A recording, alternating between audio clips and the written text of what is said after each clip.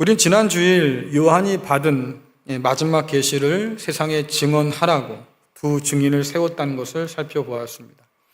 이 두 증인은 두 감람나무라고 불리기도 하고 또 두 촛대라고 불리기도 했지요. 그래서 이 두 증인은 이 땅에 남아 있는 교회 공동체를 뜻하는데 부르심의 영광이 있고 보내심의 사명 위에 서 있는 그런 교회 공동체예요.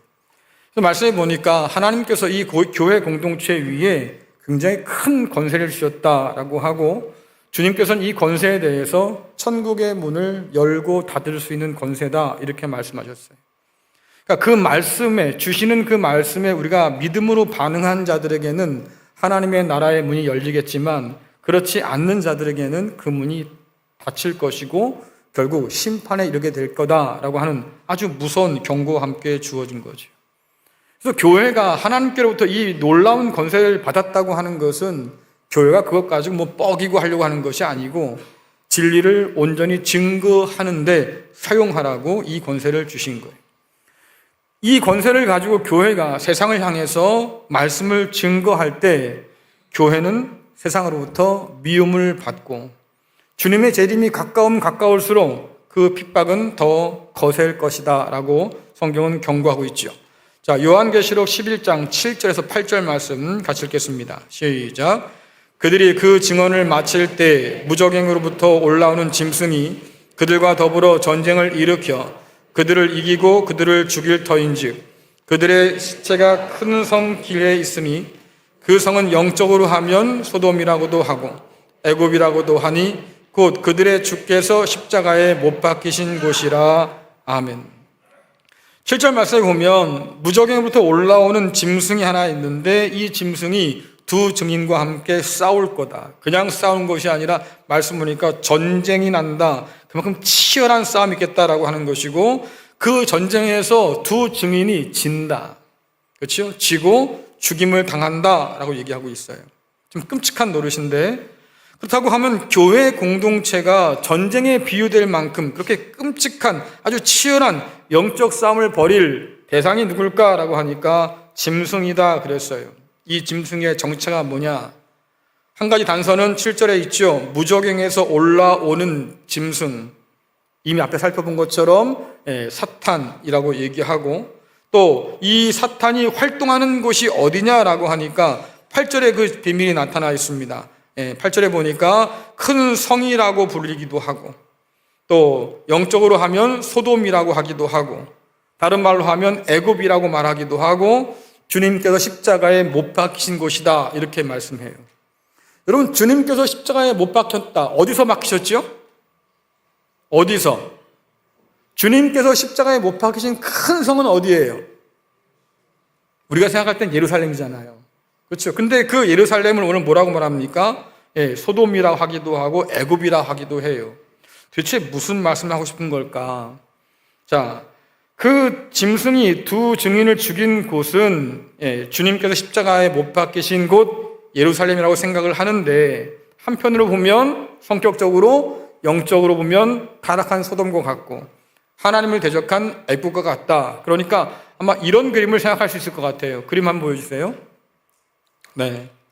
짐승과 애굽과 소돔과 예루살렘 이 네 가지의 상징들을 가지고 종합해 보면 결국 한가운데 로마 제국, 바벨론이라 불렸던 큰 성 로마 제국이 등장한다고 하는 거죠. 자, 다른 그림 하나 보여주세요. 제가 설교하면서 참 그림 많이 만들죠. 자, 예수님께서 이 땅 가운데 오셔서 사역을 하시는데요. 핍박자가 있습니다. 그 핍박의 이면에는 사탄이 도사리고 있던 것인데 누구를 통해서 핍박하냐라고 하면 유대 공회를 통해서 핍박하기도 했고 로마 빌라도를 통해서 핍박했어요. 그러니까 요한 요즘에 새벽에 요한복음을 보고 있으니까 요한복음에 의하면 예수님을 죽이는데 가담한 사람들이 누구냐라고 하니까 제일 앞장선 사람들이 유대 공의회였고 그리고 그들이 예수를 죽이려고 재판을 다 끝내놓은 다음에 로마 빌라도에 가서 조르잖아요. 로마법으로 사형시켜 달라고. 그렇죠? 그러니까 그때 로마와 유대가 하나가 되어서 예수님을 핍박했는데 이후에 예수님이 죽임당하시고 부활하시고 승천하신 다음에 교회 공동체가 예수님의 그 뒤를 이어서 말씀의 증인으로 이 땅에 서 있는데 이들을 핍박한 자가 누구냐라고 하니까 여전히 그 뒤에는 무적행에서 올라온 짐승 사탄이 있는 것이고, 그럼 누구를 통해서 핍박하느냐 그러니까 유대 회당을 통해서 핍박하고 로마 제국을 통해서 핍박해요. 그래서 우리가 살펴봤던 요한계시록 가운데 유대 회당을 해서 뭐라고 그럽니까? 사탄의 회다이라고 했습니다. 왜 그럴까? 유대인들이 누렸던, 로마 제국 안에서 유대인이 누렸던 특권이 있었는데 그 특권을 교회 공동체가 누리는 게 배가 아픈 거예요. 이거 어떡합니까? 유대인들이 예수 믿는 사람들을 밀고 하잖아요. 저 사람들은 황제도 인정하지 않고 황제가 앞에 절하지 않는 사람들입니다. 신고해서 교회를 핍박받게 한 사람들이 유대 회당에서 일어난 일들입니다. 결국 나중에는 유대 회당에서 그리스도인들을 쫓아내서 추방해버렸잖아요. 너희들은 신성 모독자, 예수를 따라다니는 사람들이니까 우리와 함께 할 수 없다. 쫓아보냈어요. 그리고 로마 제국이 더불어서 핍박하게 된 거죠. 그러니 예수님께서 이 땅 가운데 오셔서 복음을 전하신 것처럼 교회도 이 땅 가운데서 복음을 전하는데 주님께서 핍박받는 것처럼 교회도 핍박받는다라고 하는 거예요.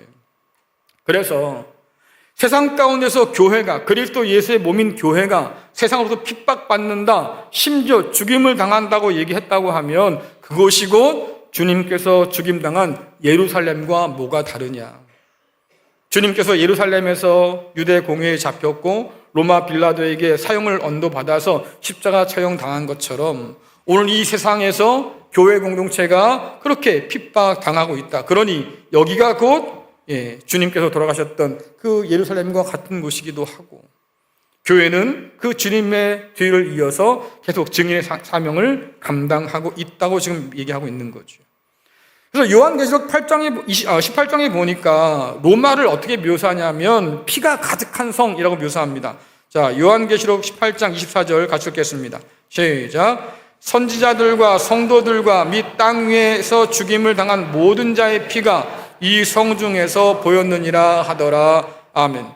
그래서 이 로마라고 하는 곳은 피가 가득한 곳이었다. 어떤 피가 가득했습니까? 선지자들, 주님의 말씀을 대언했던 사람들, 그 말씀을 믿고 따랐던 성도들, 그리고 그 말씀을 믿고 따르다가 죽임당한 사람들, 이 모든 사람들의 피가 가득했다라고 하는 거예요.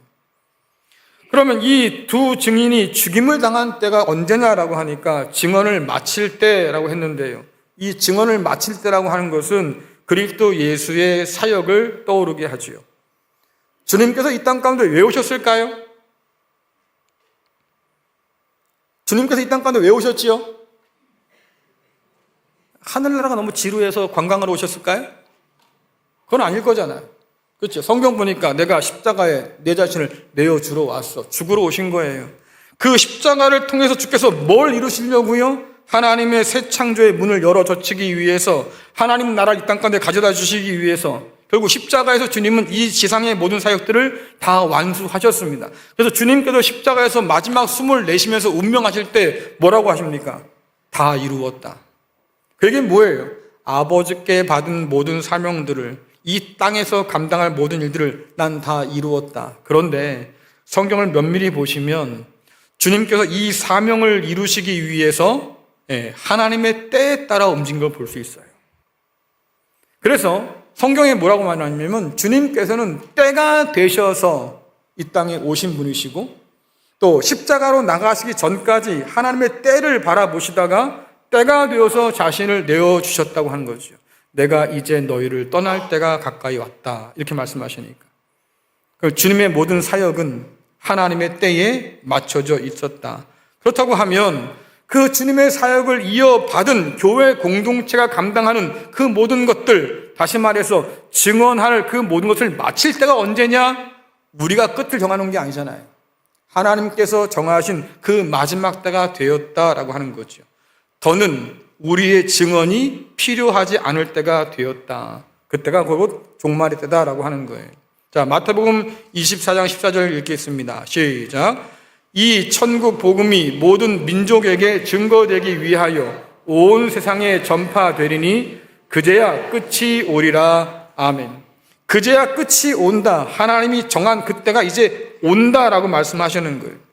종종 땅 끝까지 복음을 전해야 한다고 하는 그 말을 하면서 이런 말 하는 분 계시죠. 우리가 더 열심히 전해야 돼. 왜요? 라고 하면 우리가 빨리빨리 열심히 전해서 모든 나라 백성들이 다 하나님 말씀을 듣게 되면 그때 우리가 주님께서 오신다고 했으니까 우리가 애쓰고 수고한 만큼 주님께서 더 빨리 올 수도 있지 않냐 그 말이에요. 그런 얘기 혹시 들어보셨어요? 가끔 이상한 사람들이 그런 얘기 한다고. 심지어 제가 지난번에 말씀드린 것처럼 주님께서 더 빨리 오게 하려면 어떻게 되느냐라고 하니까 예루살렘의 3번째 성전을 빨리 지어야 된대. 그 성전을 지어 놓으면 주님께서 빨리 오신다고. 여러분, 성경은 그렇게 말씀한 적이 없어요. 성경에 없는 얘기를 왜 자꾸 이상하게 하냐고. 또 그런 얘기 듣다가 진짜 그렇다나 봐. 혹해가지고 또 그냥 또 믿는 사람도 또 있어. 아이고, 그러지 맙시다. 말씀드렸잖아요. 제3의 성전은 없어요. 우리 주님이 성전이고 주와 함께 부름받은 우리가 성전이에요. 하나님의 영이 우리 가운데 임해서 우리를 성전 삼았다고 그랬으니까 다른 성전은 없는 거예요. 근데 뭘 또 지어? 그리고는 그렇게 지으면 주님이 빨리 오신다고? 여러분들, 이것이 뭐랄까요? 뭔가 믿음이다 이런 사람 있는데 그건 무모한 짓이에요. 성경을 벗어난 일이에요. 대담한 일이 아니고요. 미련한 거예요. 왜? 하나님이 그렇게 말씀한 적이 없는데 그렇다고 우기는 거잖아요. 여러분들, 우리가 얼마나 열심히 해야 주님이 더 빨리 올까요? 그렇잖아요. 우리가 열심히 한다고 하나님의 열심을 앞설 수 있을까요? 우리가 열심히 노력하면 주님을 앞서갈 수 있을까요? 교회는 그럴 일이 아니에요. 교회는 하나님의 시간표 안에 있는 거예요. 우리에게 중요한 것은 뭐냐면 하나님보다 내가 더 열심을 낼 거야 이런 게 아니고 하나님이 계획하신 그 뜻 앞에 우리가 묵묵히 순종하며 걸어가는 것, 인내하는 것, 그것이 우리가 할 일이다. 주님께서 저와 여러분을 십자가의 길로 초대하셨어요. 그리고 내가 앞서가니까 너희들 뒤따라오라 말씀하셨지요. 우리가 그렇게 열심을 낸다고 해서 주님을 따라 마실 수 있겠어요? 주님을 앞서갈 수 있겠어요? 그건 우리의 몫이 아니에요. 우리는 그저 주님께서 앞서 가신 그 길을 따라서 오늘도 내일도 걸어가는 것, 그것이 우리의 몫이다. 동상이몽이라는 단어가 있지요. 같은 침상에서 다른 꿈을 꾼다 이런 얘기인데 주님 제자들이 그랬잖아요. 주님께서 십자가 향해서 나가실 때에 내가 아버지의 그 고난의 잔을 다 마실 거다 라고 말씀하실 때 제자들은 그 고난의 잔 관심 없었어요. 오히려 주님이 왕자의 우리를 바랬고 왕 대신 주님 앞에서 한 자리 얻기를 바랬던 것이 제자들 아닙니까? 같은 길을 가고 있지만 같은 길이 아니었던 거지요. 여러분들, 고속도로를 타고 가다 보면 상행선과 하행선이 있죠. 너는 상행선, 나는 하행선, 뭐예요? 자, 상행선과 하행선을 가는데 말입니다. 순간 지나칠 수 있어요. 그 순간 만나잖아요. 그렇죠? 잠깐 만나지만 결국 뭡니까? 나는 내 갈 길 가는 거고 넌 너 갈 길 가는 거잖아요. 잠깐 같이 있다고 같이 있는 거예요? 아니다. 시간이 지나고 나면 결국 내가 어디로 가고 있는지 드러나는데 내가 주님과 함께 가고 있는지 아니면 주님과 다른 딴 길을 가고 있는지 드러날 수밖에 없겠다. 그러니 예수를 따라간다고는 한 오늘 우리가 할 일이 뭐겠어요? 내가 지금 주님과 같은 길을 걷고 있는지를 확인하는 게 그만큼 중요하겠다. 사순절이라면서요. 주님의 고난이 얼마나 대단하냐, 얼마나 무거운 십자가를 졌느냐, 이건 묵상할 필요 없어요. 그게 중요한 게 아니니까. 오늘 우리가 사순절 가운데 가장 깊이 묵상할 것은 뭐냐면 내 앞에 주님이 계신가요? 왜? 내가 그 주님을 지금 뒤따라 가고 있느냐, 이게 우리의 질문이어야 된다 그 말이죠. 이어지는 9절과 10절에 보니까 핍박받는 교회의 비참함이 기록되어 있습니다. 자, 요한계시록 11장 9절부터 10절 말씀 같이 읽겠습니다. 시작. 백성들과 족속과 방언과 나라 중에서 사람들이 그 시체를 사흘 반 동안을 보며 무덤에 장사하지 못하게 하리로다. 이 두 선지자가 땅에 사는 자들을 괴롭게 한 거로 땅에 사는 자들이 그들의 죽음을 즐거워하고 기뻐하여 서로 예물을 보내리라 하더라. 아멘. 짐승이 두 증인을 미워해요. 핍박해요. 그래서 죽였어요. 근데 이유가 뭐냐? 그게 중요하잖아요. 왜 교회가 핍박당하고 그렇게 죽임을 당해야 했을까? 말씀 보니까 땅의 사람들을 괴롭게 했기 때문에. 자, 그러면 여러분들, 증인으로 부름받은 교회 공동체가 땅의 사람들을 괴롭게 어떻게 했길래 괴롭다는 거예요, 그들이? 예? 한번 생각해 보신 적 있어요? 교회가 세상을 괴롭게 한대요. 어떻게 괴롭게 합니까? 교회가 세상을 두렵게 한대요. 한번 생각해 보셨어요? 도대체 뭐 때문에 교회가 세상을 두렵게 만들까? 세상이 왜 교회를 두려워해서 이렇게 핍박을 할까? 하나님께서, 주님께서 두 증인에게 맡겨준 사명이 뭡니까? 내가 너에게 지금 마지막 예언을 줄 거야. 이거 가지고 잘 전해줘야 돼. 그게 뭔데요? 세상에서 너희가 심판받을 거야. 땅에 속한 너희, 짐승의 표를 받은 너희 죄를 드러내고 심판을 선언하고, 그리고 그들에게 뭐라고 말합니까? 그러니까 돌아와라. 여러분들, 이 말씀을 전하기 때문에 두려워요. 세상이 우리를 두려워한다 그 말이에요. 두 촛대로서의 증인은 진리의 빛으로 어둠을 밝혀야 되는데, 그렇게 어둠을 밝히고 자기의 모든 죄를 드러내는 그 교회의 증언을 세상은 듣기 싫어해요. 여러분도 그렇잖아요. 여러분 다 죄인이에요 라고 하면 아마 입이 대빨 나올 거예요. 또 저 소리 한다, 또 저 소리. 그래도 나는 교회 나왔는데 나보고 죄인이란다. 듣기 싫잖아. 근데 세상 사람들이 오죽하겠어요? 그렇게 듣기 싫어해. 그냥 듣기 싫으면 끝나는 게 아니고요. 두려움 가운데서 증오하고 혐오하고 폭력으로 이어져요. 그래서 구약의 많은 예언자가 죽임을 당했어요. 하나님께서 그 백성들을 암탉이 병아리를 품듯이 그렇게 품으려고 해서 말입니다. 돌아오라고, 큰일 난다고 예언자를 보냈지만 그 예언자를 돌로 쳐 죽여버렸네요. 하나님께서 자기의 마지막으로 아들까지 내어주셨지만 말입니다. 그 아들도 십자가에 못 박아 죽여버렸네요. 주님의 뒤를 따라서 말입니다. 증인의 사역을 감당하는 교회 공동체가 그리스도 예수의 말씀을 증거하는데요. 그것이 합당치 않다고 못마땅하다고 결국 교회도 미움받고 핍박받고 죽여버렸네요. 낯선 일이 아니죠. 주님께서 이미 말씀하셨어요. 내가 아버지께로 갈 때가 되었고 내가 너희를 남겨둘 때가 되었는데 내가 가고 너희가 남으면 세상이 너희를 미워할 거야. 이유는 왜입니까? 너희가 내게 속했기 때문에. 우리가 주님께 속한 자라는 것을 어떻게 드러낼 수 있습니까? 어떻게 증명할 수 있습니까? 주님께서 맡기신 그 말씀을 제대로 증언해서 그 증언으로 말미암아서 너희가 핍박받으면 그것이 내 제자인 줄 사람들이 알 거야. 그래서 여러분들 신약 성경에 보면 고난받는 것이 내가 주님을 뒤따르는 상징이고 증거라고 많은 사람들이 얘기한 거예요. 저와 여러분이 이 세상 가운데서 하나님 말씀을 바르게 증거하고 그로 인해서 핍박받는다고 하면 우리가 주님의 길을 제대로 따르고 있구나 이렇게 인식할 수 있다고 하는 거죠. 그런데 한번 생각해 보세요. 교회가 전하는 이 복음 때문에 세상이 괴로워한 적 있습니까? 교회가 전한 이 복음 때문에 말입니다. 세상이 두려워 벌벌 떤 적 있어요? 그거 한번 보신 적 있어요? 하나님께서 이스라엘 백성들을 애굽에서 건져내셨습니다. 광야 40년을 보내게 하셨고 마침내 가나안 땅으로 집어넣으셨을 때 성경 보니까 가나안 땅에 있는 모든 성들이 다 문을 굳게 잠그고 벌벌 떨었다. 왜 떨었을까요? 이스라엘 백성이 두려웠던 게 아니에요. 그들을 건져내셔서 광야 40년 동안 먹여 살리시고 마침내 가나안 땅을 주겠다고 그들을 집어넣으신 하나님이 두려워서 벌벌 떨었다 그 말이죠. 그러면 오늘 교회는 그 하나님을 세상 가운데 보여주냐 그 말이에요. 왜 이런 일에 우리가 실패할까? 왜 세상 앞에서 벌벌 떠는 세상을 보지 못할까? 이유는요, 우리 때문이에요. 안타깝게도 우리 때문이에요.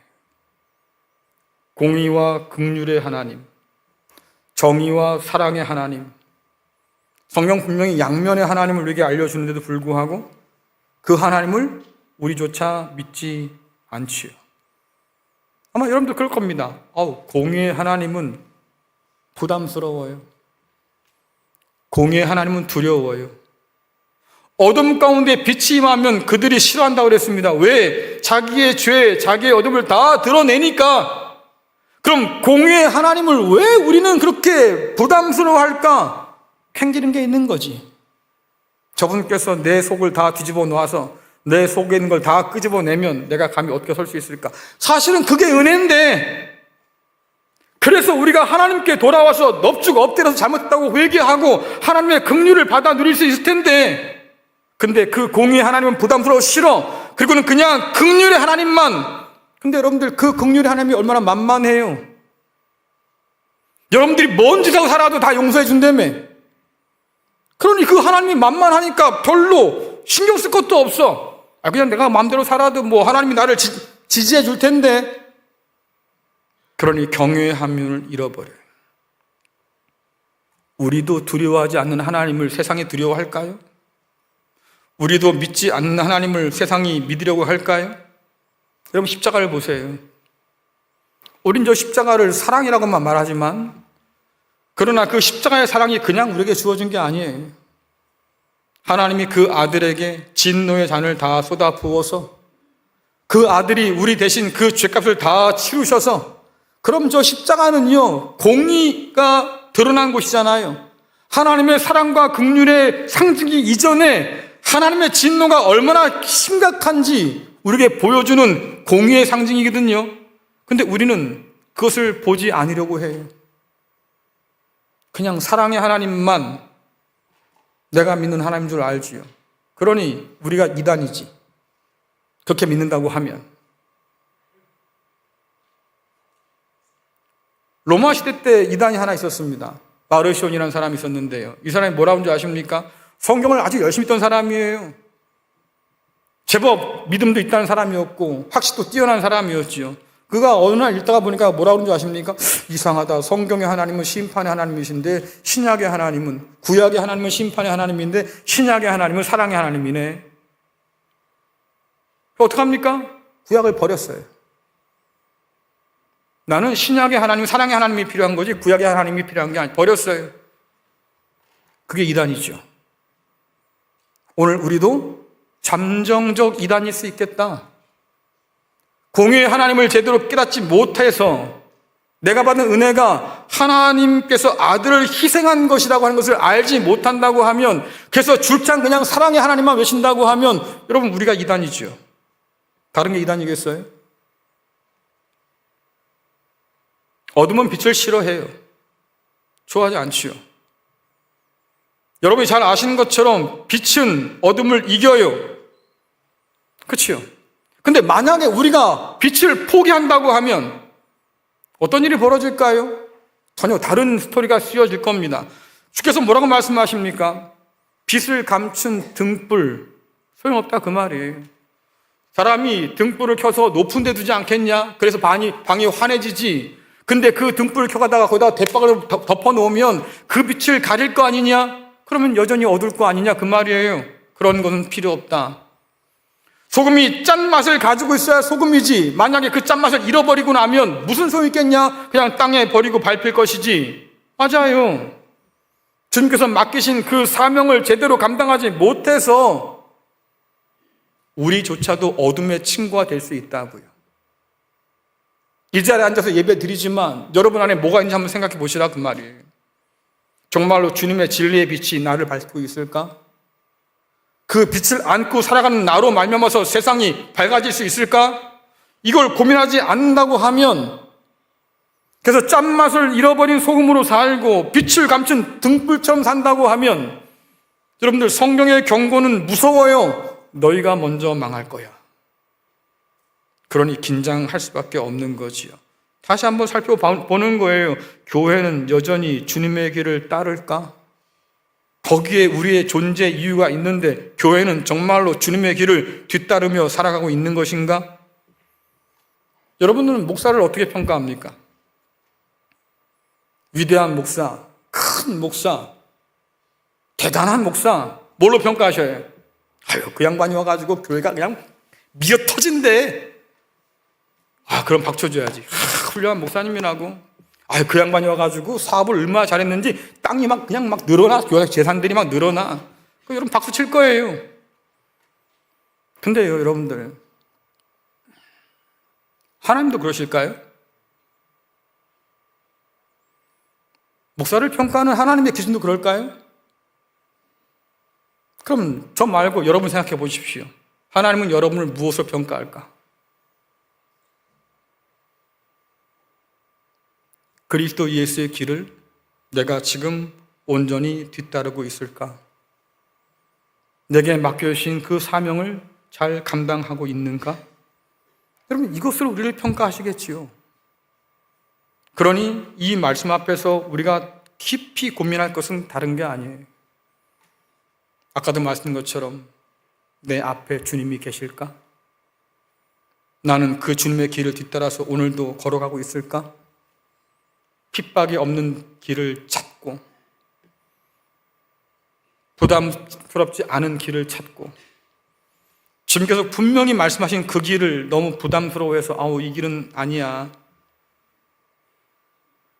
괜히 예수 믿어가지고 이걸 당하지.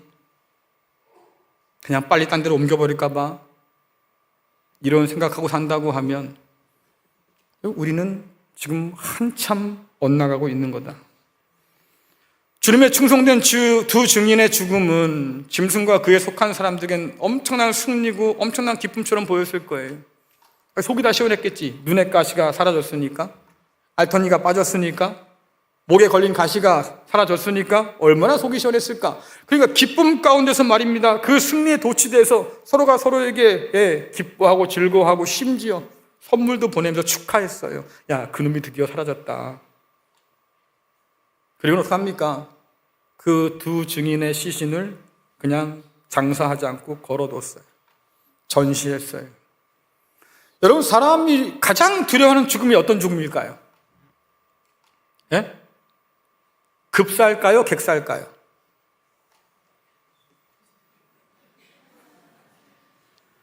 사람이 가장 두려워하는 죽음이 뭐예요? 급사예요? 객사예요? 예? 왜? 집에서 있다가 그냥 잠자듯 돌아가실 수도 있잖아요. 근데 가장 두려운 건 객사예요. 왜? 언제 어디서 죽을지도 모르는데 나를 묻어줄 사람이 있는지도 모르겠어.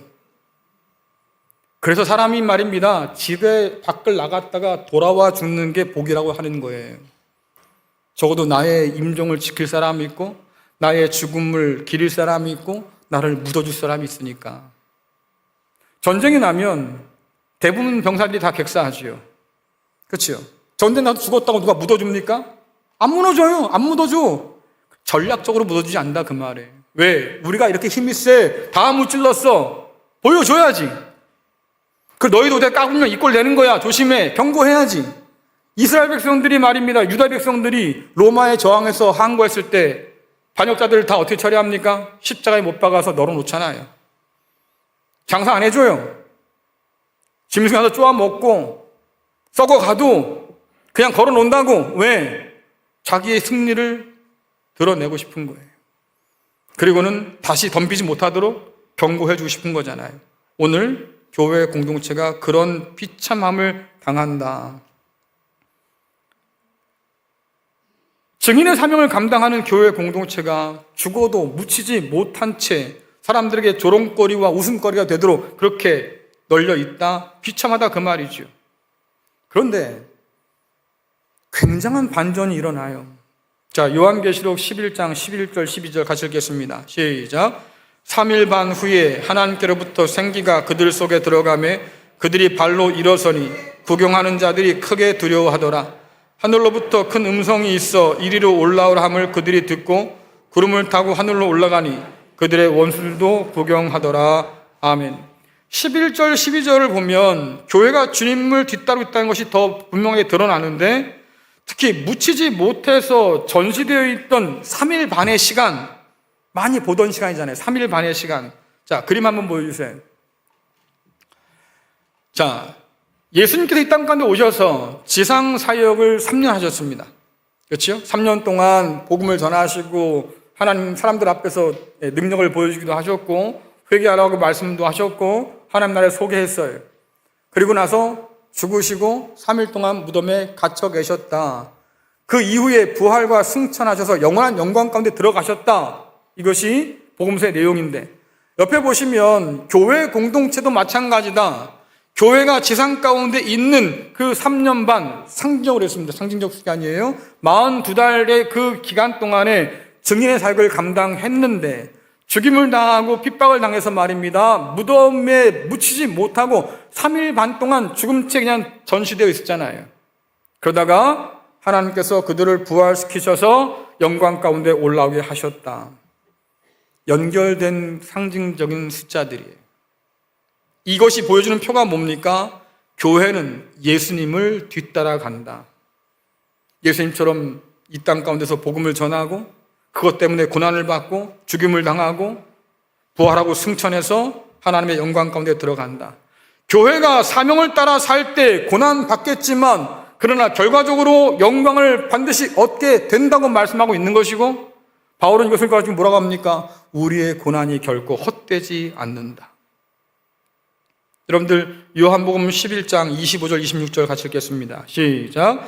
예수께서 이르시되 나는 부활이요 생명이니 나를 믿는 자는 죽어도 살겠고 무릇 살아서 나를 믿는 자는 영원히 죽지 아니하리니 이것을 내가 믿느냐? 아멘. 이것을 내가 믿느냐? 믿어요? 믿습니까? 자, 여러분 생각해 보세요. 주님께서 말씀하셔요. 내가 부활이야, 생명이야. 나를 믿는 자에게 이 부활과 생명을 다 줄 거야. 나를 살아서 믿는 자는 죽지도 않을 거야. 이 놀라운 약속을 하신다 그 말이에요. 그러면 교회 공동체가 이 세상 가운데 주님처럼 고난받고 죽임을 당한다 할지라도 이 놀라운 부활의 소망과 이 놀라운 생명이 약속되어 있다고 지금 말씀하시고 바울은 이것을 뭐라고 그럽니까? 우리가 산 소망을 가졌다. 이 산 소망 안에서 보면 교회는요 세상 가운데 죽은 자 같지만 그러나 산 자예요. 그렇지요? 핍박받고 고난받고 그렇잖아요. 이러려고 내가 예수님 믿은 거 아닌데 이런 상황이 온다 할지라도 그러나 그들은 예수 안에서 산 자들이다. 반대로 교회를 박해하는 사람들은 생명의 말씀을 거절하는 사람들이니까 세상 가운데서 잘 나가는 것처럼 보여도 결국은 망한다. 이게 성경 말씀이잖아요. 내가 악인의 형통함을 부러워했습니다. 배가 아파 죽는 줄 알았어요. 시험 들 뻔했습니다. 어떻게 저 악인들이 잘 살 수 있습니까? 라고 했는데 성경이 뭐라고 그래요? 그거 부러워하지 마라. 풀이 막 자란다 하더라도 서리 한번 내리면 다 없어지는 것처럼 농부가 한번 낫 한번 휘두르면 다 사라지고 마는 것처럼 악인도 그러할 거다. 하지만 의인은 하나님의 전에 심긴 나무처럼 그렇게 잘 자라고 아름다운 열매도 맺어갈 거야. 그러니 그들을 부러워하지 말라고 말씀하잖아요. 그러니까 여러분들 이때를 사는 사람들에게 요구되는 게 뭐겠어요? 고난 중에 기뻐해라. 소망 가운데 인내해라. 이것이 종말의 때를 사는 사람들이 가져야 할 믿음이라고 말씀하시고 이 믿음을 가지고 주님의 길을 뒤따를 수 있을 때야 비로소 우리가 주님께 속한 자라는 것을 증거할 수 있다고 하는 거예요. 바울이 말합니다. 산 소망 안에서 너희가 지금 갖고 있는 이 고난은 짧다, 가볍다. 뭐에 비해서? 장차 다가올, 장차 우리에게 주실 그 영광에 비하면 이거 아무것도 아니다. 그 말은 무슨 말이냐면 힘들지 않다는 얘기가 아니고 견딜만 하다 그 말이에요. 그런데 왜 우리가 이런 고난들을 감당하지 못할까? 산 소망을 가지지 못했기 때문에. 장차 다가오는 그 나라를 바라보지 못하고 장차 우리가 얻을 그 영광을 꿈꾸지도 못하고 장차 우리가 누릴 부활의 그 놀라운 역사들을 바라보지 못하니까 오늘 내가 당하는 이 고난이 전부인 줄 아는 거예요. 그러니까 힘들다고 하고 무겁다고 하고 너무 길다고 하고 그러니까 딴 데 간다고 그러고 그 당시에 교회 안에도 이런 사람들은 많이 있었다. 그래서 우상 앞에 절하는 사람들이 있었고 다시 유대교로 돌아가는 사람들이 있었고 그리스도 예수를 다른 길을 포기한 사람들이 그때도 있었다. 그러니 여러분께 여쭤보는 거예요. 여러분은 이 산 소망을 가지고 있냐고요. 그봐. 대답할 타임을 놓친 거예요? 아니면 생각하다 지나간 거예요? 여러분은 이 산소망을 가지고 계십니까? 가질 수 있길 간절히 축원합니다. 아유, 목사님 잘 모르겠으니까 다음 주에 가서 말씀드릴게요. 그래요. 한 주간 생각해 보세요. 생각해 보시는데 말입니다. 성경 말씀을 읽고 생각해 보세요. 이미 내가 너에게 영생을 주었다 말씀하잖아요. 그럼 우리는 이 산소망을 가지고 있다고 믿을 수 있겠지요. 이렇게 산소망 가진 사람들의 삶 가운데 역전이 일어나는데 비참하게 죽은 두 증인이 부활로 인해서 일어나요. 그의 죽음을 보고 기뻐하던 사람들이 이제는 놀라 자빠지지요. 큰 두려움에 빠진다고 그랬습니다. 왜? 여러분들, 두 증인의 부활은 하나님의 권능이 드러나는 사건이에요. 부활한 두 증인이 하나님께 말씀을 듣습니다. 위로 올라와. 뭘 타고? 구름 타고. 이러니까 또 시한부 종말론자들이 또 할렐루야 하는 거지. 봐라, 봐라, 우리는 휴거한다. 구름 타고 올라간다. 뭐 이러고 있는 거지. 하지만 오늘의 문맥은 그런 의미가 아니에요. 여러분들, 요한계시록을 적어도 우리가 진작에 읽었다고 하면, 또 성경의 신약에서 말하는 하나님 나라가 도대체 뭔가를 진작에 우리가 말씀 밑에서 고민했다고 하면 한 가지 알 게 뭡니까? 하나님 나라는 가는 나라가 아니에요. 이 땅에 임하고 오는 나라지요. 하늘 뜻이 이 땅 위에 펼쳐지는 게 하나님 나라고, 하나님의 그 나라가 이 땅 위에 임하는 게 하나님 나라잖아요. 왜 하나님께서 이 땅 가운데 임하실까? 하나님의 꿈이에요. 내가 너희와 함께, God with us, 임마누엘, 우리와 함께 하신 하나님, 그래서 우리 가운데 오셔서 왕으로 통치하시는 것, 그것이 하나님의 꿈이잖아요. 그러니까 여러분들 구름 타고 올라가서 하나님 저 나라에 산다고 자꾸 생각하지 말라고요. 그건 성경에 없어요. 그런 건. 그럼 도대체 이게 무슨 뜻일까? 분명히 구름 타고 올라간다고 했으니까 도대체 무슨 뜻일까? 세 가지를 생각해 볼 수 있을 것 같은데, 하나는 이 두 증인의 신실함을 하나님께서 인정하시고 받아주셨다는 뜻이에요. 그들은 증인의 사명을 다했을 뿐만 아니라 고난 중에도 신실함을 지켜서 그리스도 예수의 충성된 증인으로 살아낸 사람들, 요한계시록의 표현을 하자고 하면 이긴 사람들, 그 사람들에게 하나님께서 약속한 선물을 주겠다고 말씀하셨는데 결국 뭡니까? 그들을 하나님께서 인정하셨다. 두 번째 뜻은 뭐냐면 땅에서 하늘로 올라간다는 이 표현은 어떤 이동의 문제가 아니고요, 내가 누구에게로 들어가냐의 문제예요. 여러분, 시내산에서 하나님이 임재하셨지요. 그리고는 저 밑에 있는 이스라엘 백성들에게 뭐라고 합니까? 니들은 그 밑에 있고 누구만 올라와요? 누구만 올라와요? 모세 너만 올라와. 근데 모세가 시내산 위로 올라가는데요, 구름이 자욱했어요. 안개가 빽빽했어요. 그 표현이에요. 하나님의 임재 가운데로 들어간다. 부활하고 승천하신 주님의 그 영광과 그 생명에 교회가 동참하는 자가 되었다. 이것이 요한계시록이 우리에게 주는 꿈이지요. 결국은 우리가 하나님과 함께 왕노릇하게 될 거다. 그 승리에, 그 생명에 참여함으로 우리가 하나님과 함께 왕노릇한다. 세 번째는요, 결국 이 모든 것은 하나님께서 언약대로 이루시기에 신실한 하나님을 우리에게 증거해 주는 거예요. 결국 이 모든 걸 종합해 보면 하나님의 신실하심을 믿고 오직 주님의 그 뒤를 따라 걷는 사람만이 주님의 교회다. 십자가를 내걸었다고 교회가 아니고, 성경책을 가지고 있다고 교회가 아니라, 그리스도 예수의 그 길을 따라서 오늘도 걷는 사람, 그 사람만이 주님의 교회고 주님의 제자고 하나님의 인침을 받은 백성이라고 분명히 우리에게 가르쳐 주는 거예요. 그리고 오직 그들에게만 생명이, 그들에게만 부활이, 그들에게만 하늘의 영광이 주어진다고 오늘 말씀하고 있지요. 그러니 여러분들 다시 한번 짚어보자고요. 오늘 우리는 주님과 같은 길을 걷고 있을까? 여러분이 걸어가는 그 신앙의 길 저 앞에 우리 주님께서 우리를 기다리고 계실까?